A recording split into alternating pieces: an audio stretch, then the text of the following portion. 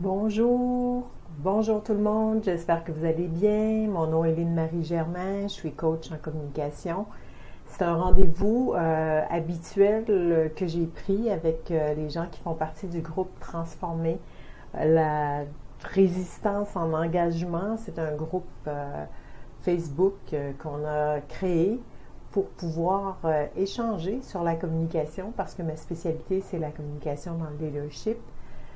Ce matin, je vais vous parler de quelque chose qui est arrivé dans ma vie il y a quelques années et qui m'a fait beaucoup réfléchir. Et je voulais le partager avec vous parce que je pense que ça peut faire une différence dans votre vie, comme ça fait une différence dans la mienne. Attendez, je vais juste mettre mon deuxième écouteur.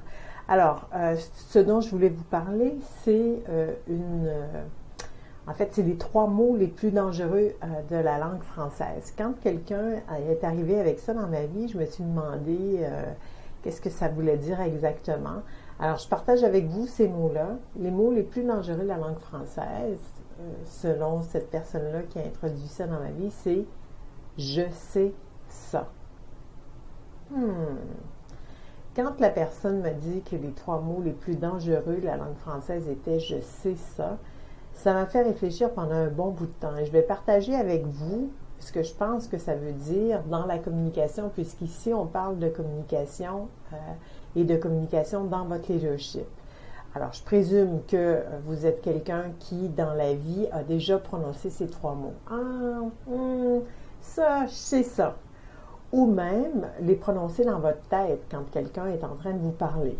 Alors, quelqu'un est en train de s'exprimer, est en train de vous expliquer quelque chose, et dans votre tête, ça dit « je sais ça ». Alors, la réalité de ces 3 mots-là est la suivante, surtout en communication comme leader.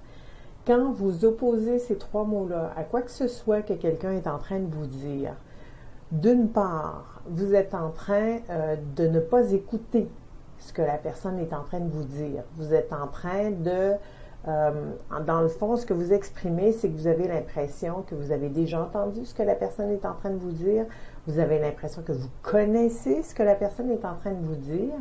Et moi, je vous invite à considérer que si quelqu'un est en train de vous dire quelque chose, c'est parce que c'est important pour cette personne-là.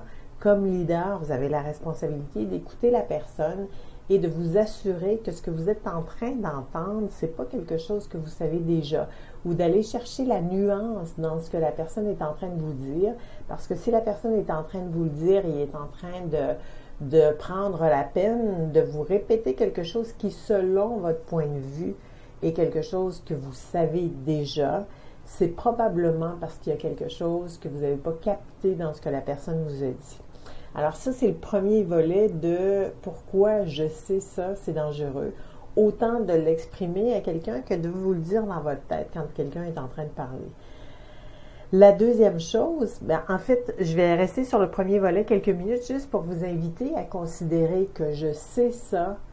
Déjà, quand je le dis, je vous invite à considérer que c'est quelque chose qui est un blocage dans la communication ou qui va faire peut-être aussi que la communication va s'arrêter, que la personne à qui vous dites ça ou que la façon dont vous êtes dans l'interaction avec « je sais ça » va faire que la communication va s'arrêter et vous n'aurez peut-être pas ce que vous auriez pu avoir comme leader, comme information et ce que vous auriez pu faire aussi, la différence que vous auriez pu faire dans cette situation-là. La deuxième raison pour laquelle les mots « je sais ça » sont les 3 mots les plus dangereux de la langue française, ça c'est venu avec une réflexion pour moi au fil du temps, après que cette personne-là ait porté à mon attention cette chose-là, c'est tout ce que ça m'empêche. Là, je vous ai parlé dans l'interaction avec les gens que ça vous empêche d'être en interaction avec les gens, ça vous empêche d'être vraiment à l'écoute de ce que la personne est en train de vous dire, ça vous empêche de trouver la subtilité de ce que la personne est en train de vous dire, ce qu'elle veut vous communiquer, parce que vous êtes comme bloqué. La deuxième chose que moi j'ai trouvé qui était possible, je veux saluer tout le monde qui est là en passant, la deuxième chose que moi j'ai trouvé, que j'ai vu, que ça provoquait ces 3 mots-là, je sais ça, c'est que ça m'empêchait d'avancer, ça m'empêchait d'apprendre et aussi ça me donnait l'illusion que ce que je sais je l'ai compris ou ce que j'ai déjà entendu, c'est quelque chose que j'ai intégré. Donc, dans un contexte d'apprentissage, quand je dis je sais ça, je suis en train de me bloquer aussi au point de vue de l'apprentissage. Je suis en train de me donner l'impression que c'est quelque chose que je connais déjà. Et ce que je connais déjà, ça ne veut pas dire que je l'ai déjà intégré. Et là, je vous ramène ça au point de vue de la communication. Alors, comment seraient les choses dans votre leadership si vous considériez ce matin, à partir de ce matin, que vous savez rien ou que si vous avez entendu un jour quelque chose ou si même quelque chose vous a été répété, ça ne veut pas dire que vous maîtrisez cette chose-là. Alors, moi, c'est ça qui est arrivé dans ma vie et je vous invite à considérer que c'est possible que ça se passe pour vous aussi. C'est possible que quand vous dites « je sais ça », vous ne réalisez pas que vous avez entendu cette chose-là, qu'on vous a déjà nommé cette chose-là, mais que ça ne veut pas dire que votre apprentissage est fait. Je vais vous donner un exemple de ça. Si je dis par exemple, je sais que être un leader, ça demande de l'écoute. Je sais ça. OK, je le sais, mais est-ce que je suis en écoute? Est-ce que réellement, quand quelqu'un vient s'asseoir en face de moi, je suis en écoute ou je suis distraite par d'autres choses ou un peu comme je vous disais, l'exemple de tout à l'heure, c'est que j'ai l'impression que la personne me répète la même chose, donc je suis en écoute, mais je suis en écoute à moitié.